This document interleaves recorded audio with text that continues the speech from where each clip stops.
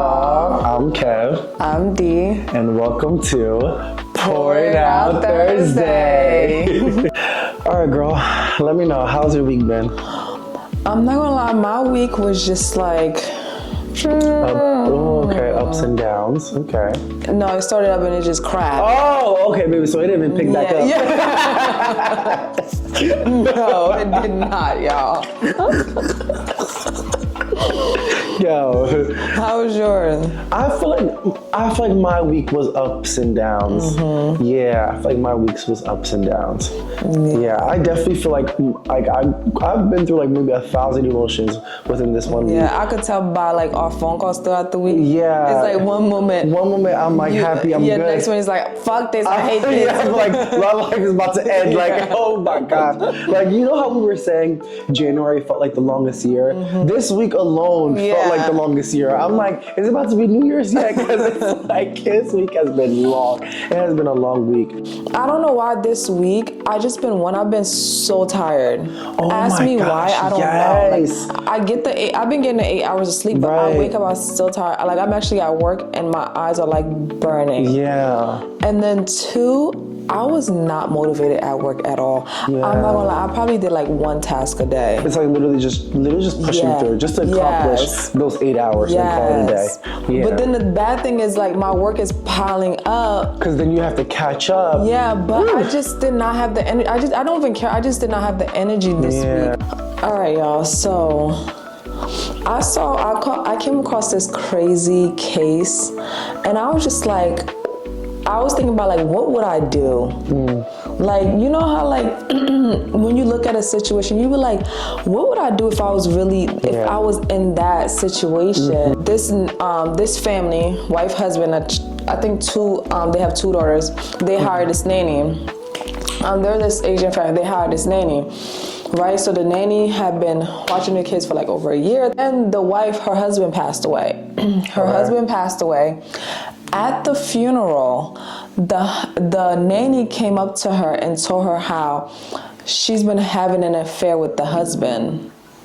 The nanny went up to the wife. At the funeral? Yes, the day of the funeral. The day of the funeral. So then, obviously, she was fired on the spot. I mean, why did that nanny went and sued the wife because the wife did not pay her for that last month of work? I said... But the wife, she's keeping her composure because she just buried her husband. I mean, yeah. And you're telling me you've been having an affair with my husband. Right. And you taking me to court because I'm like... because I fired you. Right. The way this lady was keeping her composure, I said that, I'm thinking about it, that couldn't have been me. It couldn't have been me. Because while that lady was sitting there, I wanted to curse the nanny out for her. Like, that's crazy. You have the fucking nerve to take me to court. After you done told me at my husband's funeral that you were her mistress, that you were his mistress. But that's not even all, y'all. But the nanny's pregnant. The nanny is pregnant and she's saying that that's his baby. I'm like, yo, this lady gotta be the strongest lady in the world to stand there with like such composure, because I'm telling you, I would've started swinging. No, so you're trying to tell me now the nanny's pregnant. So they're gonna find out the paternity while this court proceeding going on. Right. So then fast forward, the judge told her, like, you kind of have the nerve to come in here to be suing this lady. Right. I'm going to say this very simply. You know, really kudos to the wife. Yeah. Because if I was in her shoes, let me tell you, I would be attending a second funeral. That's what I'm saying. Because ain't no way. Yo. Baby, I would have been like, you know what? I need you to find another casket right now. Yeah. Because we could do this all at the same time. Because, baby, that girl would be getting buried too. Okay? It would have been 2 for 1 because she would have been going right now. She right in him. Right in that hole with him. Find a little space to squeeze her in. Because, baby. Because she was we would have to do a 2 for 1. We would have been. It would have at the funeral is like insane. That's what I'm saying. That's crazy, girl. That's what I'm saying. Like, girl, like, are you okay in the brain? You're not okay. Did that frontal lobe not develop yet? And mind you, you had thought that, all and then the judge said that she was like, you thought that was the right appropriate place. time to do yes, that? to tell her at the funeral, because she's like, I couldn't take it anymore. Bitch, When you was you've been fucking for like months, you couldn't take it anymore. You couldn't take it anymore. And then mind you, when he passed away, I'm pretty sure there was a couple days before the funeral. That's what I'm saying. You didn't want to say it then, but you felt like you had to say it the day of. But I feel bad for the list because guess what? What happened to the lady? He is the father. Oh, the paternity came back. It He's came the back. father. So, I wanted him not to be the father so bad, just so that lady could have some type of peace, because the man is not here to defend himself. Right. You know what I'm saying? So it's like, oh man. Now it's like you feel betrayed. And then you hurt because he's not here. So it's like all these different emotions. Like you feel bad because he's not here, but then you feel like, I don't know. I just felt so bad. Listen, that's what you're gonna remember your husband by. That's what I'm saying. That's his laugh. And crazy. then that's what the judge was saying to the nanny. She was like, you say you love those kids, but look what you did. Yeah.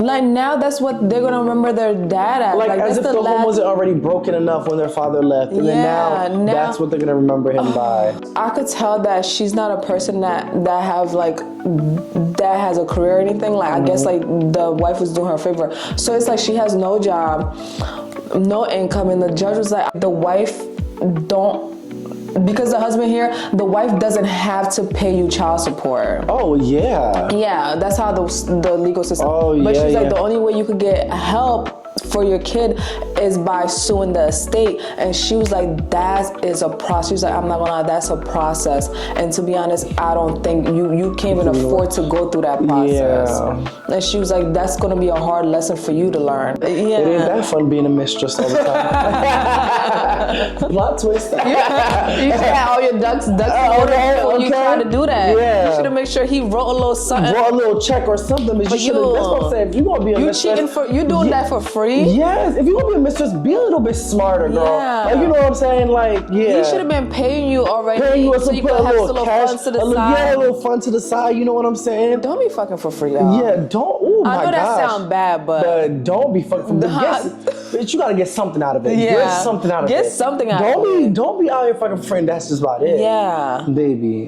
If you know you give it up good, and then you give it up for free, for free. Oh, okay, girl. With that being said, y'all, let's take a pause real quick. Yes. Let's get into our drink, because I already know I'm ready to sip. Okay, yeah, I'm ready to drink. Yeah, I'm ready to drink. Girl, what is on the menu for today? Let us know. Today is a French 75. Ooh, a French 75. I love a French 75. Yes. Yes. Okay. All right, so let's get into it, y'all. Let's get into it. Hey y'all, all right. So today we're making the French 75, but since by the time we're posting this, the following day will be Valentine's Day, we're gonna zhuzh it up a little bit for V-Day. All right. The recipe calls for 2 ounces of gin, but remember, I will be doing double since it's 2 people.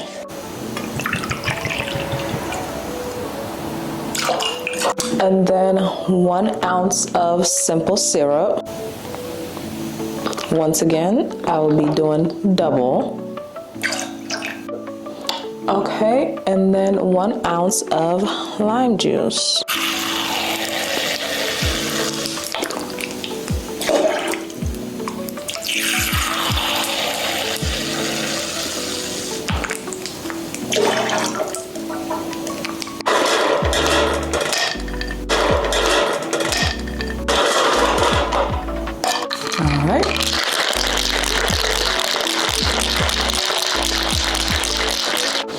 So like I said, we're doing this a little cutesy. I got some edible glitter. I got this from Michael's. Save yourself some headache and just get it from Michael's. And you just put some in here. And also we're gonna top this with Prosecco.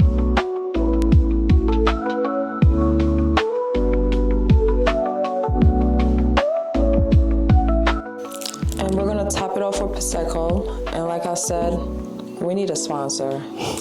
All right, not yesterday, but today.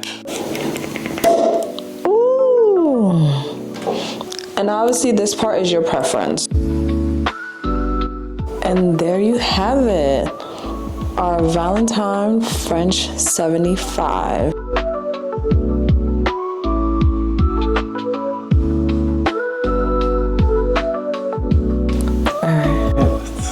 Cheers. Cheers. Don't forget, 21 and older. Drink responsibly.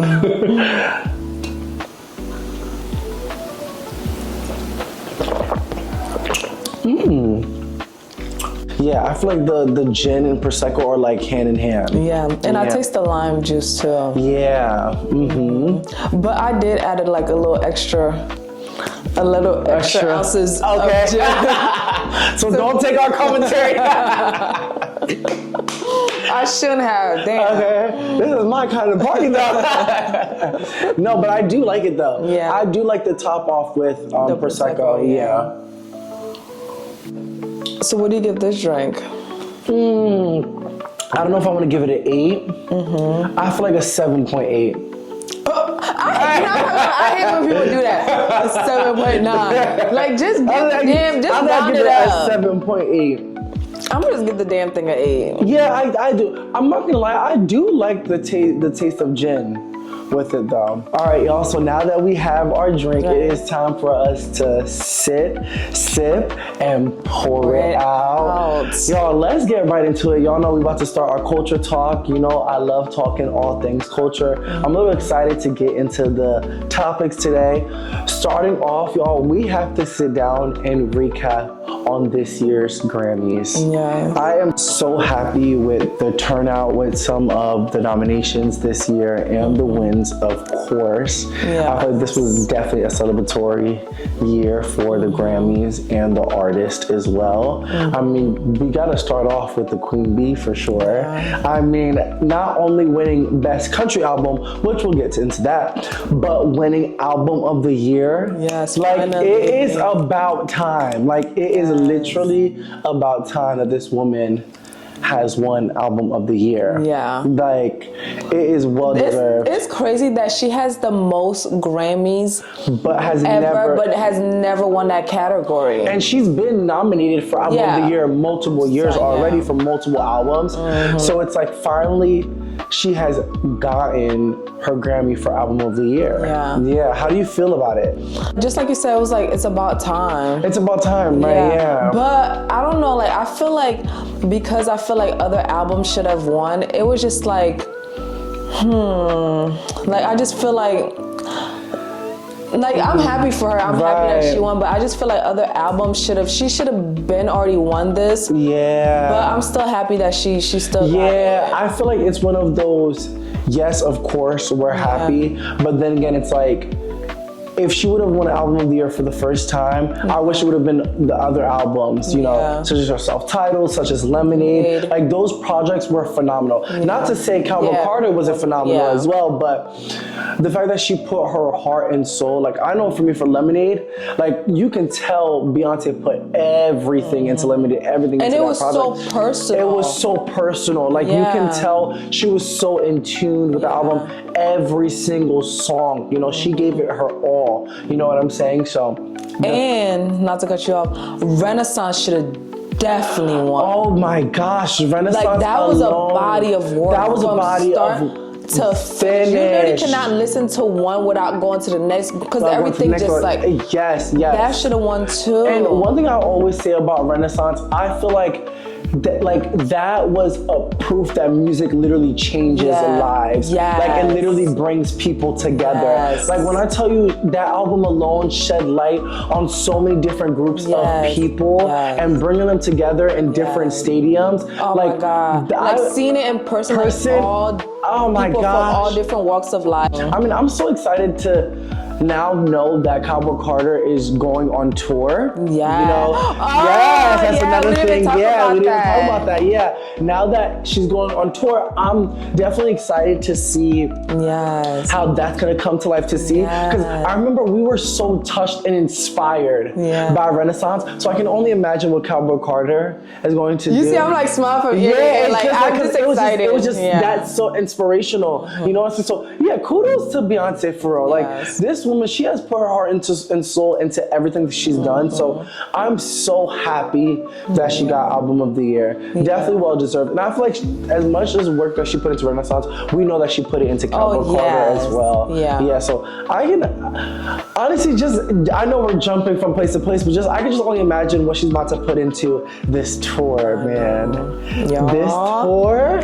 Hi. Yo, I'm looking for my cowboy hat right now. Yes, I'm already playing my outfit. I'm not gonna lie. Yo, I'm telling you, I'm really gonna be strategic with my outfit. Yes, this is the time, I'm gonna spend some coins because I need that. Coins. Yo, pro tip. Get your outfit piece by piece. Yes. You have to do it piece by piece. If you really want to step out and you want to spend $1, piece by piece when it comes to top. They're gonna be like, I thought we were talking about the Grammys. No, for real. Yeah, I'm like, all right, what are we talking about right now? But when you talk about Queen Bee, you gotta talk everything about Queen Bee. Yes. Everything related to Queen Bee. Yes. You know what I'm saying? But I know a lot of people, wanted to talk about, the competitors that she had when it came to Album of the Year, how they felt like, other competitors should have had the opportunity, such as Billie Eilish, such as Sabrina Carpenter. Yeah. Now, one thing I will say, when it comes to Beyonce, I don't really look at anybody else. I think it's just as simple as that.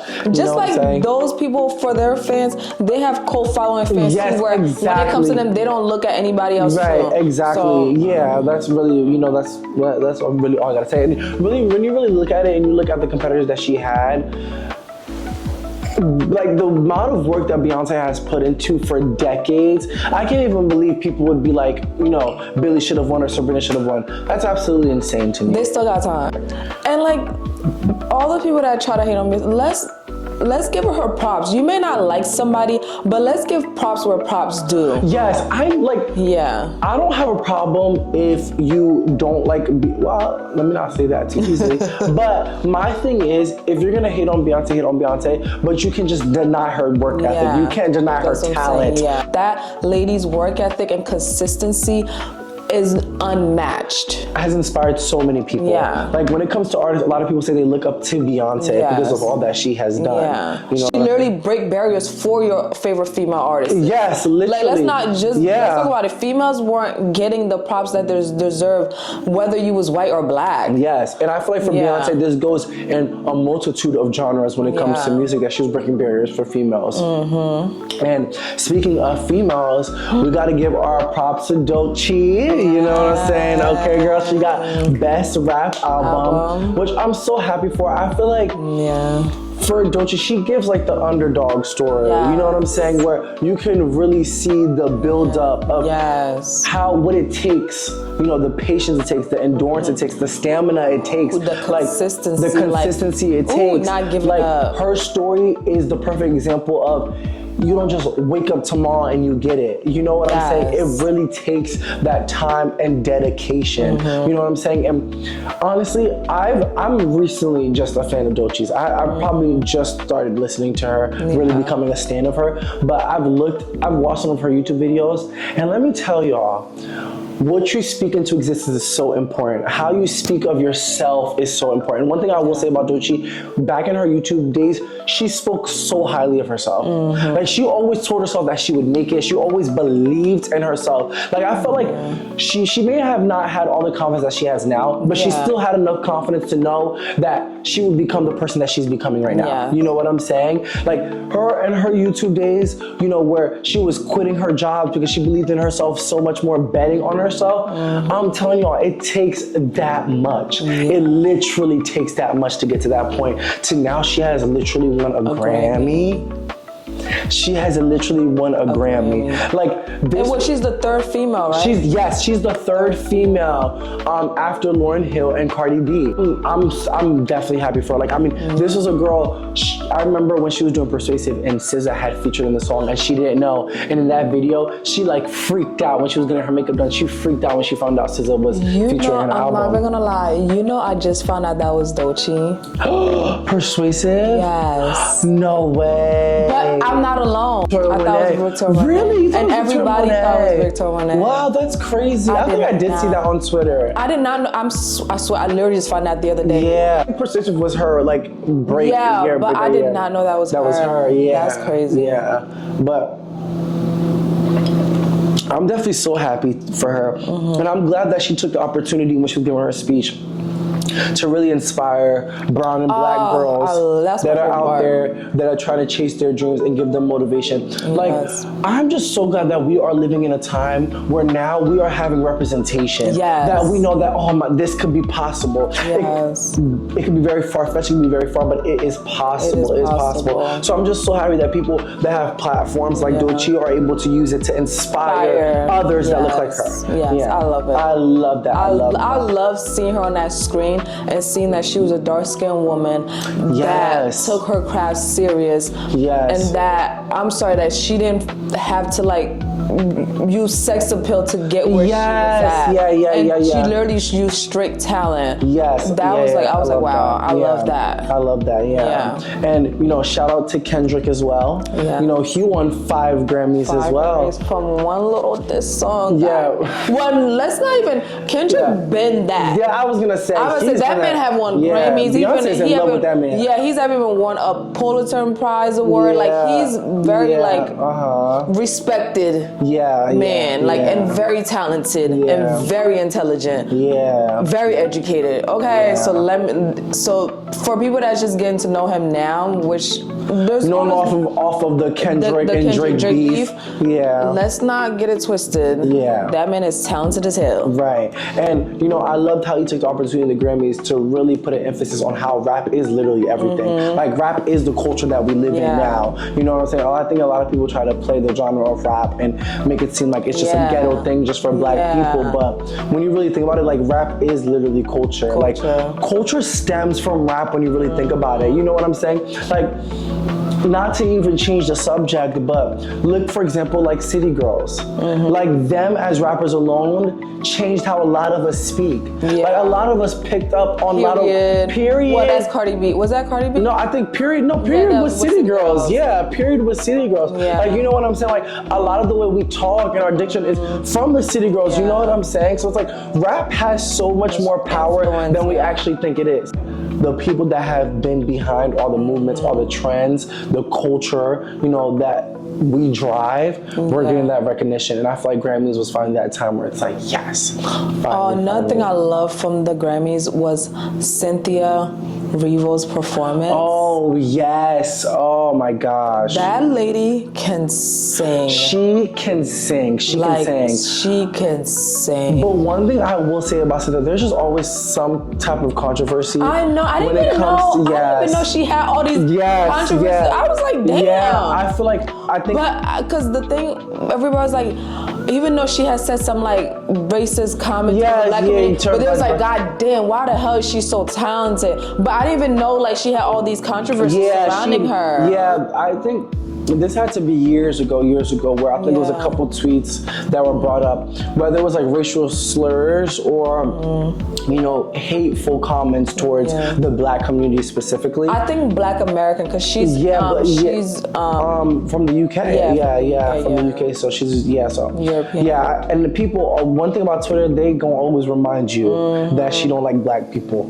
You know, Twitter's always gonna remind you that Cynthia do not like black people. But no, that woman is talented. That woman is talented. I'm sorry, y'all, but this drink is good. This drink is good. Maybe I brought it up that point too. This drink is good. I'm not gonna lie, y'all. Don't forget, man. Try to do this. This is so cute for your girl. It's And speaking of men, sometimes I don't know. Let me know if y'all experience this, cause like. Let me know. If it's men, I probably have. Let's hear it. No, like, I just need somebody to like give me some feedback, but like, don't sometimes y'all be looking at certain people that try to talk to you, whether it's men, women, whatever you're into, don't you be like, the nerve?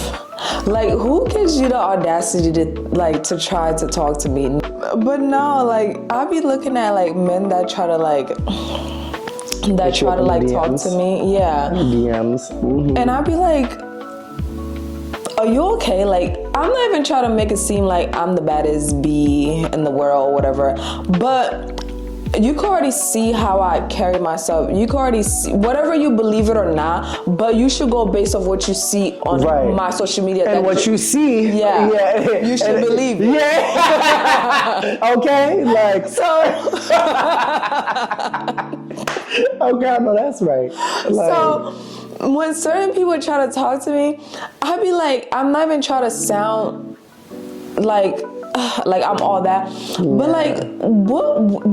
why would you think like I would be interested in you? Right. Like this one guy tried to talk to me. One, mind you, no, like I don't even know how to say this, but like think about it. You're trying to talk to me, but you literally have nothing going on in your life. Nothing going on. Literally nothing. You like, and you think, like, what are we about to do? Literally, what we're about to do. What are we about to do? You know what? I love how you brought that up because now this might be an unpopular opinion. Yeah, that's the thing. That's why I don't like bringing this up because like people be feeling offended, and stuff like that. You know, me, I'm not a believer of your life has to be perfect in order to date. But if you are a person, you know, I don't like to use the word broke, but if you're not in like, you know, a good financial setting, or, you know, life is all over the place, baby, I think there's a couple things on the list that you got to worry about before dating. Yeah. You know what I'm saying? Like to me, sometimes it just don't be really clicking. You know what I'm saying? It don't click. And for me, I'm the type of person like, I'm sorry, and you can call me a snob, but I feel like I'm the type of person, once you're introduced to something, then you're only gonna take that and higher. Yeah. You know what I'm saying? In my dating life. And men hate when people say that. And men hate when people say that. But it's like, to me, like in dating, I've dated some terrible guys, but there has been a few that I did that have introduced me to certain calibers where I know that I wouldn't accept nothing less than this. You know what I'm saying? Like in my dating lifestyle, there's a lot of people that date nowadays that are fine with going over somebody's house for a first date. You know what I'm saying? That's completely off limits, baby. Hell no. If you really wanna date me, you wanna have a conversation with me, baby, we gotta be over the table in a restaurant, in a public setting. Like what am I going to your house for? What am I going over to your house for? I don't even know you. Yeah. Like that's insane to me. You know what I'm saying? If you actually if you want me to actually take you serious, you know what I'm saying? And then another thing is, I feel like also like with men nowadays is that we have been fighting for years for the bare minimum, that now men are starting to do the bare minimum and think that we're supposed to be so impressed. Baby, let me tell you something. Ooh, that's even the bare minimum wasn't We've doing been looking for the bare minimum. Yo, now that they're doing the bare minimum, we're supposed to be impressed. Now we're supposed to be impressed. Damn. Yo, when I tell you now, it's like now the men are doing the bare minimum. Like I'm supposed to be head over heels. That Baby, is so true. That bare minimum, it didn't even make me tickle. Like, you know what I'm saying? It's like, if this is a date where you're trying to impress me and you're like, okay, hey, I want you to take me serious, baby, it's gonna matter where you're taking me. Yeah. You know what I'm saying? It's gonna matter how you're planning it out. You know what I'm saying? Because again, when it comes to dating, that's what I would give. So I would expect that. And that's it. I like that you said that's what you would give. Thank you. Exactly. Because the thing is, if that's where I would literally take myself. Right. So I would expect you to at least meet me at that pedestal or higher. Oh, you see, I like how you brought that because I wouldn't take myself there. So why would I be okay with you taking me there? And if the roles were reversed, I would take you I would do better. Yes. So that's why oh my gosh. Yes. I love that, girl. So, we just clicking here. You know what I'm saying? Because there's certain places that if you would take me, I wouldn't even take myself there. So why are we going there? Yeah. You know what I'm saying? And then I feel like I'm not in the dating world, but I'm just saying if I was. Creativity, be creative. Yes. Like I'm not saying like every time you gotta be a 5-star or something, but if you're being creative like of what we're doing on our first date, I would love that. Do something like what depends on who you're dating. Let's just say that because everybody's different. But like give me an experience I never had before. Like maybe if you take me skiing, I've never been skiing. I'll be like, oh my God, this is my first day skiing. Like something is new. Exactly. Like that's just an example. Especially for me, like I'm not saying you have to be in a great space financially and all that, because obviously if you're in your early 20s, I'm not saying for you to have your life figured out and everything. Right, but for me, I'm 30, y'all. I am 30 years old. Yeah. So if a man is approaching me, and mind you, I've already accomplished a lot in my life. So like, if you approaching me, you have to at least meet me where I'm at. Right. Yeah. Like you can't be below. Like you can't. I'm sorry. This is gonna sound. It's gonna hurt some people's feelings, but like you can't be living at your mama's house and trying to talk to me. Cause what you about? What you like? What is this? Like what are we doing here? Yeah. I'm 30, so you have to at least be 30 or older. Right. So what are you trying to like? I'm sorry, and you know I'm in a relationship, so you think I'm about to get caught with you sneaking at your mama's house? They got some damn nerve. That's why we talking about the nerve. And you know the thing is, men are just so used to risking it all. Bitch, let me tell you something about it, bitch. I know I got a lot to lose, bitch. I ain't risking shit, okay? I need y'all confidence though. Oh yeah. Yeah, for sure. 'Cause damn.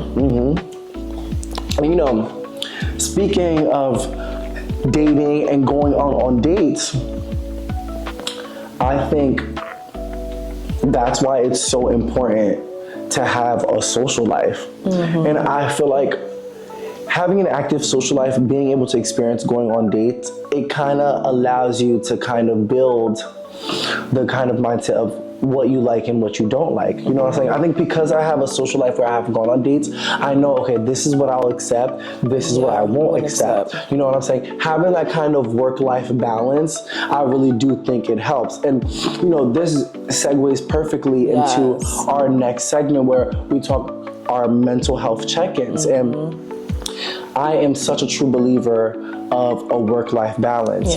And at the same time, I feel like there is a great connection between mental health and your work-life balance. Hey, let me tell y'all one thing about me. Listen, if you are working 40 hours a week, and a lot of us in today's time, we are working plus that. It is so important for your mental health to have a work-life balance. I feel like if you are living a life where you're just working 24/7, you can't tell me there's no way that your mental health is not impacted negatively in no type of way. There's just no way. You know what I'm saying? I have worked with people where their life was literally just their job, and you can tell life was miserable for them because they had no balance. They had no balance at all. Me, on the other hand, let me tell you, I couldn't wait till Friday because you know I got something going on. You know what I'm saying? It could be something that's going to the CD, or it could be something that's just literally hanging out with a friend. But I know I at least had something to look forward to. You know, you kind of have that balance. You know what I'm saying? How do you feel your work-life balance has affected your mental health? Like you said, like I think like you need that balance. Because the time period when it was like work, school. Oh yes. I was going crazy. I was going crazy because if it wasn't for work, it was school. So like it was like stress. It was always stress on top of stress on top of stress on top of stress. So like when I would have that weekend, I would like literally like just like be letting it, like, you know, like bad girls going wild. Like it's like you let it all out in that one weekend. No, you let it all out in that one weekend. I do think you need that balance because it shows in the workplace. Those that don't have that work-life balance, it shows in the workplace because you always have that one coworker that is always angry, always in a bad mood, and it's because they don't have a balance. Yes, work has to be important if that is your career, but you need to have a balance where you hang out with friends, family, your significant other, because then you get that little oomph that you need, that little break that you need, so you can like let it out. Even if when you have like literally, that's how Poured Out started. We would literally that's how Poured Out. And then Thursday we'd be so happy. This is so good. We'd be so happy. Poured Out would be talking about work. Literally pouring and it out. And just letting it all out. And then we'll feel so better. Yeah. And then we'll start again the following week. Yeah, and I feel like a lot of people miss out on the small things that happen when you hang out with friends. I think a lot of people see it, especially on TikTok, where it's a trend where it's like when you have a girls' night out, it's really like little like therapy sessions. Yeah, it is. It's like literally healing for you, because it's like in those times when you're going out to the club, y'all having those intimate conversations. Amongst the night of a girls' night, there's one part of the night you guys are having a deep conversation where you're literally letting it out, where you're literally venting. And sometimes you literally just need that. Yeah, but I do think that it is important to have a work-life balance. And I feel like us, especially as Black people, where we feel like in our fields, especially if it's a career, we do have to work 10 times harder. So we do have that pressure of work already, of like trying to overachieve when people are literally doing the bare minimum to get the higher roles. So we already doing everything. So I think it is important when you come with your girls. It don't have to be, when I say work-life balance, it don't have to be like you always going out to do something. Like literally like a poured out sessions is a perfect example. Yeah, we come together where you just like you said, when you get with your girls, there's not one part of the night where you don't start having a little venting session. Exactly. And I love how you brought up when it comes to specifically with the Black community. I think we were raised to not really know what a work-life balance is. Oh, yes. Like we were always especially coming from an immigrant household. Oh my gosh, an immigrant household, there's no work-life balance. It's just work. Like life is work. That's literally what it is in an immigrant household. Like I was raised knowing that you just work. Like you work to live. Like there's no work-life balance. You literally work to live. You know what I'm saying? And I'm not gonna lie, growing up in that immigrant household, you know how much it affected lives. Like I know how much it affected my parents. You know what I'm saying? I never really saw my parents like happy, because they were literally always working, and then you're working something that you don't want to do. You don't want to do, and then you're putting in so much hours. You gotta think about it. 40 hours of your week goes to work. Like, you know, majority of your day goes towards work. And imagine if you don't like it, and then and then you also don't have no active social life. You're not doing anything else. You know what I'm saying? Yeah. I definitely agree. Like the immigrant household, like for them, it's like if you don't have a job, like you're looked down upon. And if you do have a job and you're not working crazy hours, you're looked down upon. And if you have a work-life balance, they always be like, oh, Upage said like you lazy, like you always going out and all that. And it's like, it's looked down upon. In an immigrant household, it's literally like you said, it's work. If you work, even if you working and you're not even bringing that much money, they praise you, because you're like, oh, that's all they know is just work. It's because all they know is work. But like you said, they're not happy. Because like you said, when do we ever see our parents go on dates? You know what I'm saying? And I love how we're opening this dialogue where you can really see a distinctive connection amongst your mental health and a work-life balance. And like you said, work-life balance, the life part of work-life balance doesn't have to be going out all the time, going to the city all the time and stuff like that. It could simply be getting with your girl and having a pour-out session like we're doing now. Like I said, that literally brought us through some times. I've had months, when I was working at my last, I had months where I was literally going through it, and I couldn't wait for a poured out session. We couldn't wait for Thursday. No, literally couldn't wait for Thursday. So if you're a person and you're watching this, you're constantly working 24/7, and life is just not that great, and you're catching yourself always in a bad mood, always upset, always sad, or always mad, like, and you don't even have a real reason to on that day, then you really have to check yourself and really realize, okay, is it that I'm spending so much time on something that's affecting my mental health that I need to balance it out with something good? You know what I'm saying? Where you can debrief, you know? And this is when I feel like it segues back into that seasonal depression, and where you could use, where you could do different hobbies. Like, so this is a great way to do a work-life balance too, having different hobbies. If you're not the type of a social person, all right, find a hobby that you like to make yourself happy.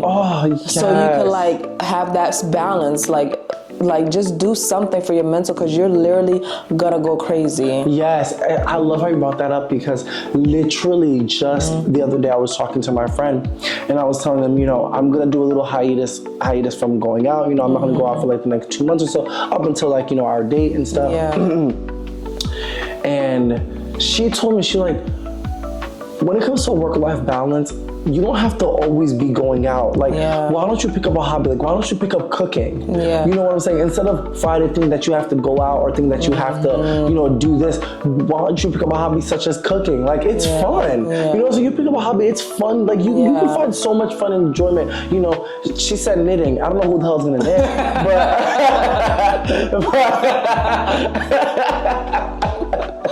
but I could pick up a spatula. Like, you know what I'm saying? Like, that I may do. You know what I'm saying? So, just like you said, like, hobbies is definitely a great way. And like you said, definitely when it comes to seasonal depression, in times like this in the winter, it's definitely important to make sure that you have some type of active social life other than just working 24/7. Yeah. So you guys, always make sure your mental is first. Always. And another thing I need to say before we close this out, if you die today, they're gonna find somebody to replace you tomorrow. Okay. So you better take that time off that you want. Okay. Let me tell y'all one thing about me. PTO is my best friend. Okay. PTO is my best friend. PTO is not paid time off. It's prepare the others. That's okay. That's what PTO is. Okay.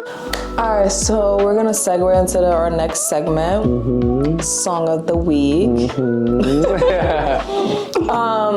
I'm gonna speak a little bit for both of us, then you can just add on. But being that Beyonce won the Grammys for her album of the year, in Best Country Album, and she's going on tour. So we will be in attendance. Okay. No matter how we gotta get there. Okay, no, for real, we'll get there. We're gonna get there. We gotta sell a couple plasma. No, for real. We're gonna get there. Yo, for real. Oh my gosh. I think in previous episode we spoke about how we really didn't listen to this album as much because it wasn't our genre per se. So literally we just started listening to the album from beginning to end because we gotta learn these. We can't be at the concert just standing there mute. And we can't. The only song can be bucket. Whoa. That can't be the only song that we know. So lately we just been listening to the album, trying to like grasp it in, like piggybacking off of Fly. We only have like literally 2 to 3 months. So when it comes to an album and learning Beyonce songs, it really does take that time. And like she said, when that album came out, we only listened to it straight through that one time when it came out, and then when it came to replays, we never replayed the entire album. It was just songs from here and there. So we've been spending the week listening to the album entirely because, you know, when it comes to a Beyonce tour, you gotta step in knowing the songs as if you wrote them. Like literally, for real. But speaking of which, since you've been re-listening to the album, what's your favorite one so far? What's your favorite song so far in the album? This might sound cliche, but I really like 16 Carriages. Yeah, I feel like a lot of people have grown to that song. No, I have, because I think, so when I've been replaying the album, I listen to the songs by looking at the lyrics at the same time. So it's because you know how sometimes you listen to a song, but you're not really hearing what you're thinking you're hearing, but when you're reading the lyrics, you're like, oh, this is what she's saying. And it really like, I'll be like, damn, this song is really deep. Like it talk about all her, like she really opened up in the song about all her struggles and all the sacrifices that she has been making her whole life since she was 15 to get where she is. That is true. So that's why I was like, damn, maybe she did deserve an album of the year because she did open up. That song I really liked it, like because Beyonce, I feel like I think the only time she opened up really was Lemonade. I feel like for me, I'm such a big fan of one song by Solange, which is Losing You. And I feel like every time I listen to Bodyguard on the album, it reminds me of that song because it's just so fun. Like Bodyguard reminds me of like Beyonce when she did Party, when she did School and Life. Like I kind of love that fun, like, you know, fun. That little jumpy, you know what I'm saying? I love music that gives like positive vibes. So I'll say right now Bodyguard is really my song. Like I can't wait when I'm like in the stadium, like I'm a bodyguard. Like I just can't wait. I'm a bodyguard.